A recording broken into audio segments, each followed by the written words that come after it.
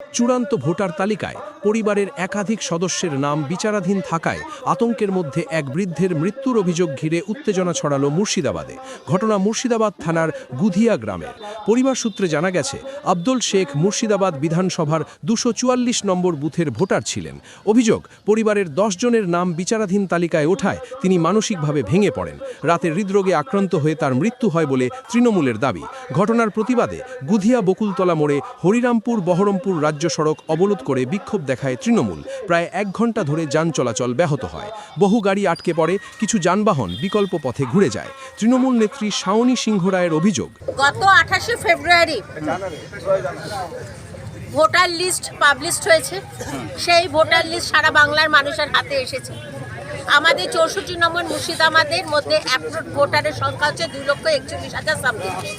সেই জায়গায় ডিলিটেটেড ভোটারের সংখ্যা হচ্ছে 2,469 জন এবং অ্যাডজুডিকেশনের সংখ্যা হচ্ছে 21,150। এই অ্যাডজুডিকেশনের তালিকার মধ্যে আজকে আব্দুল শেখ, যার বাড়ি হচ্ছে তেঁতুলিয়া অঞ্চলের গুধিয়া গ্রামে 244 নম্বর বুথে, তার পরিবারে তিনি সহ আরও 9 জনের নাম এসেছেন। তার স্ত্রীর নাম এসেছে, তার 4 ছেলের নাম এসেছে, ছেলেদের 4 জনের বউয়ের নাম এসেছে। তারা দীর্ঘদিন ধরে এখানে বাসিন্দা। তাদের সমস্ত কাগজ থাকার পরও যখন তাদের নাম অ্যাডজুডিকেশনে চলে এসেছে, তাদের আন্ডারে রয়েছে, সেই জায়গায় তারা আতঙ্কগ্রস্ত হয় এবং আতঙ্কগ্রস্ত হওয়ার পরে রাত্রিরে তার হার্ট অ্যাটাক হয়। তাকে বহরমপুর মেডিকেলে নিয়ে যাওয়া হয়। আজকে ভোর 5টার সময় তার মৃত্যু হয়। এইভাবে সারা বাংলা জুড়ে আতঙ্ক সৃষ্টি হয়েছে।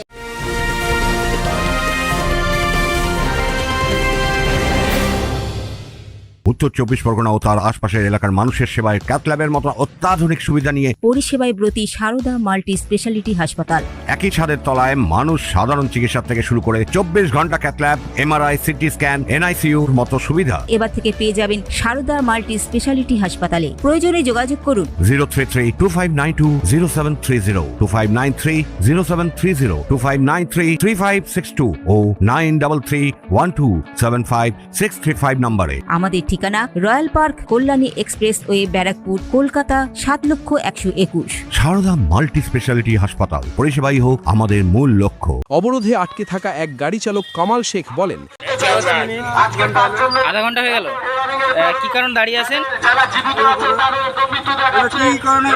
বন্ধ করেছে রাস্তা। আচ্ছা, কোথায় যাচ্ছিলেন আপনারা? বহরমপুর। আচ্ছা, এখনো কতক্ষণ চলবে মনে হচ্ছে? ঠিক নাই। আচ্ছা, এখন গাড়ি ঘুরিয়ে অন্য রাস্তা দিয়ে যাবেন?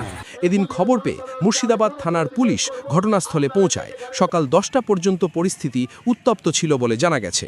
ঘটনাকে কেন্দ্র করে এলাকায় উত্তেজনা দেখা দিয়েছে। যদিও এই বিষয়ে ইলেকশন কমিশন বা বিরোধী নেতৃত্বের তরফ থেকে কোনরূপ প্রতিক্রিয়া মেলেনি। Bureau report, news Bengal today.